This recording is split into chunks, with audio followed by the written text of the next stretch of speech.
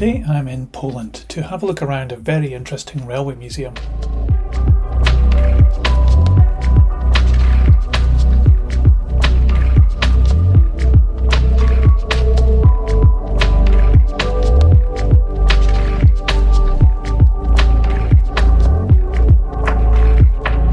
This is the Silesia Railway Museum and contains a very extensive collection of Polish steam locomotives as well as some diesel and electric machines too. My Polish isn't so great, so I have an assistant to help me out with the Polish pronunciation as we go, to save you from me butchering the Polish words. So first up, where exactly are we and how did we get here?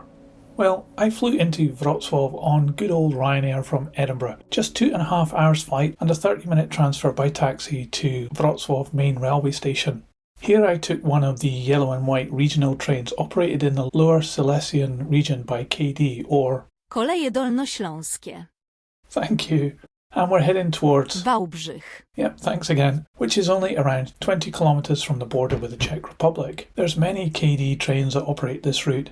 And there's also PKP intercity trains as well, so it's well served. It takes around about 50 minutes to travel to Wałbrzych. But around 35 minutes out of Wrocław is where we're going today, to a town called Jaworzyna Śląska. By the way, I bought a ticket right through to Wałbrzych, as I was heading there after visiting the museum, and the ticket cost just 20 zloty, which is around about £3.90 or €4.70. What incredible value. Anyway, here we are at Jaworzyna Śląska. Railway station, and just visible in the distance is the railway museum, called officially Muzeum Kolejnictwa na Śląsku w Jaworzynie Śląskiej. And now you can see why I'm getting some help with the pronunciation here. It's a short walk of only 650 metres to the museum, and it's pretty easy to find.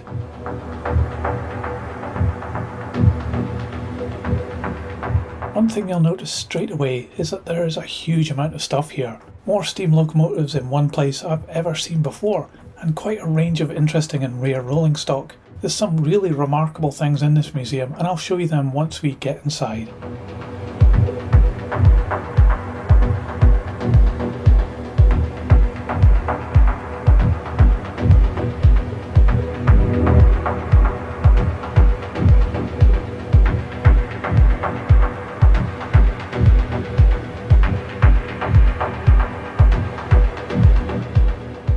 One of the unusual things is that you have to cross an operating main line on foot before getting into the museum, which is housed in the old engine shed and surrounding yard. No lights or alarm bells to tell you if a train is coming or not, so that was really unusual for us. Right at the entrance is the turntable and a great lineup of locomotives outside the shed.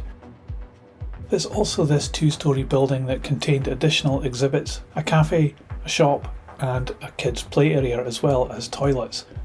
This is where you buy your tickets too.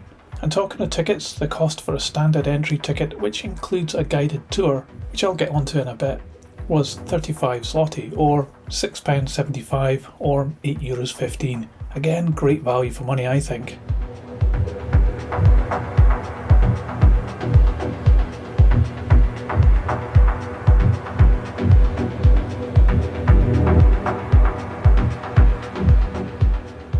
So why is this museum here in an otherwise seemingly small village? Well, this place was part of Germany up until the end of the Second World War and was previously called Koningsveld.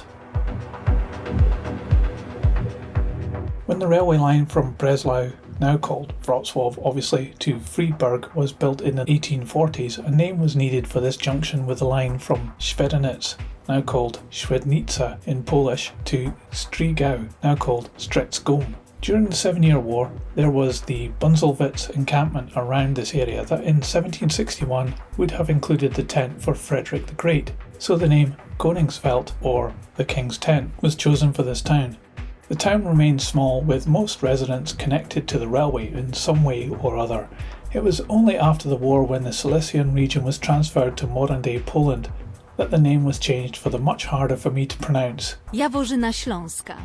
This Koningsveld sign is still there inside the engine shed though, which was really cool to see. And talking of inside the shed, it was 12:30 and time for the tour to begin. So we gathered by the religious shrine to be greeted by the guide, and we set off following him inside the shed. So here's where it got a bit tricky, because the tour was only in Polish and I don't speak any at all, so this tour was going to be a bit of a challenge. We skirted past the main area of the shed, passing, strangely enough, an American school bus, and headed into the office area out the back.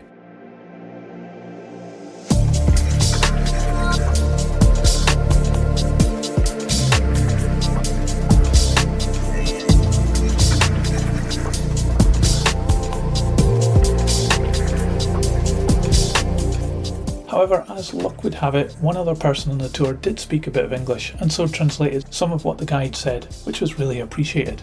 Here we were taken to the boardroom, which had a number of interesting old artefacts on the walls to view.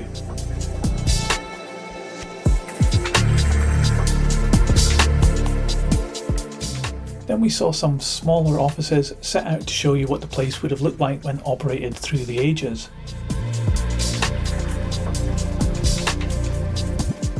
There was even a visit to the medical room, and we got to see some original Polish computer hardware from the 1970s, I believe.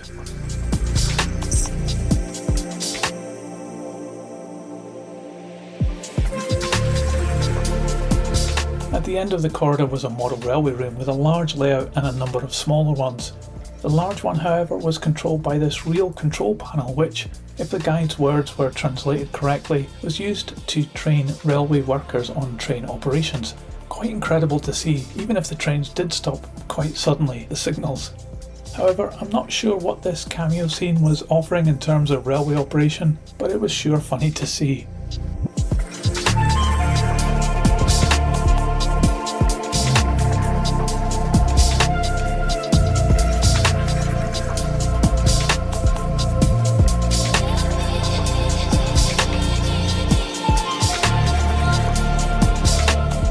We then returned to the main shed where our guide took us around each locomotive on display and told us stories about each of them. Thankfully there were information boards beside almost everything in here, which was in Polish, German and English, so it was easy to find out more about what we were looking at. It was an unexpected bonus to be shown around, but as the tour came to an end, we were told that we could continue to look around ourselves unattended. Coming from a country where health and safety rules everything, this was quite incredible, and I certainly enjoyed having a good look around the shed.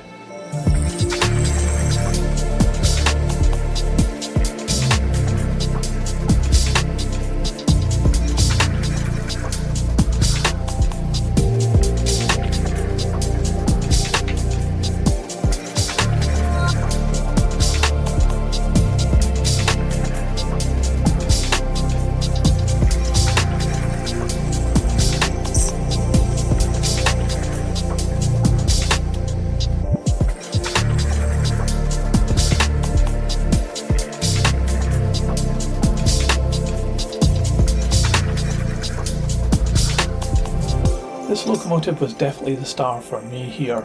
It's a Prussian class T7, one of only two left in existence, the other being in Luxembourg. This one was delivered to the PKP back in 1919 and has been here in the museum since 2006. Restored to its original state as Breslau 1839, it has sadly suffered damage to one of its cylinder blocks, but aside from that and being a bit rough around the edges, it was a wonderful locomotive to see. And you can climb on board too.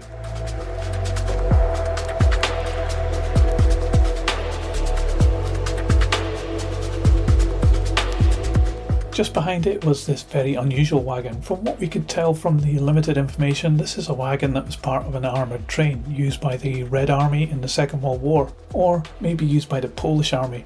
I wasn't quite sure. Let me know in the comments if you know about this wagon, please.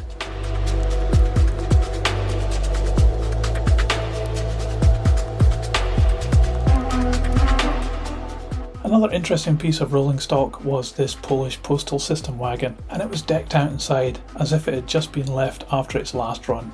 Maybe it had.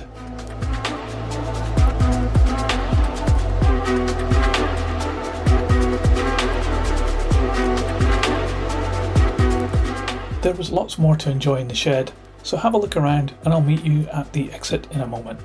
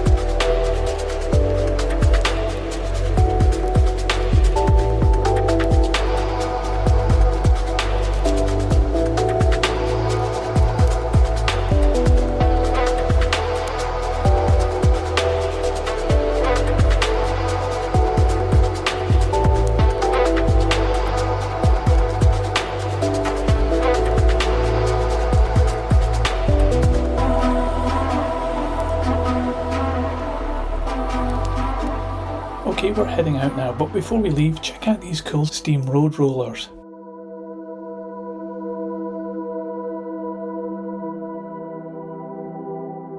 And this unusual little vehicle. I think it might actually be battery powered.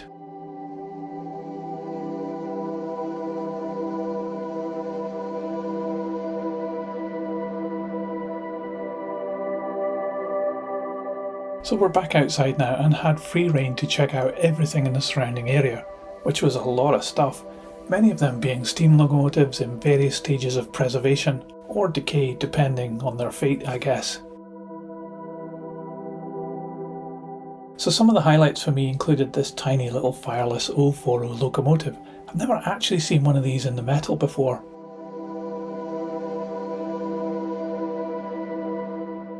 And beside it, these two old brown vans. They might not look like anything significant, but these were actually wagons used to transport people around when they were being resettled after the Second World War. Inside they were kitted out with things like stoves and beds, and the one with the crumbling brakeman's cab even still had the CCCP insignia on the side. Quite a moment in history these wagons have been through.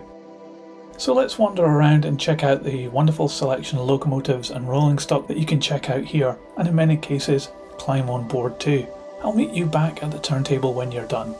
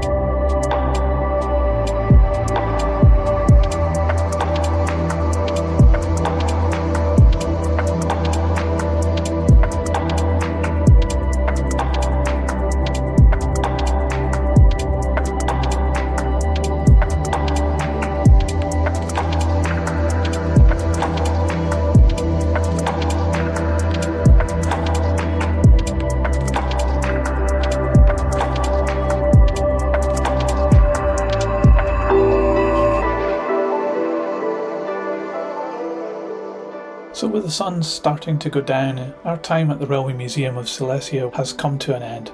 Thanks for coming around with me today, and for me it was definitely a memorable and interesting visit. I hope you get the chance to visit the museum yourself one day. I'm sure you won't regret it. Thanks for watching, don't forget to like and subscribe, and I'll see you on the next one.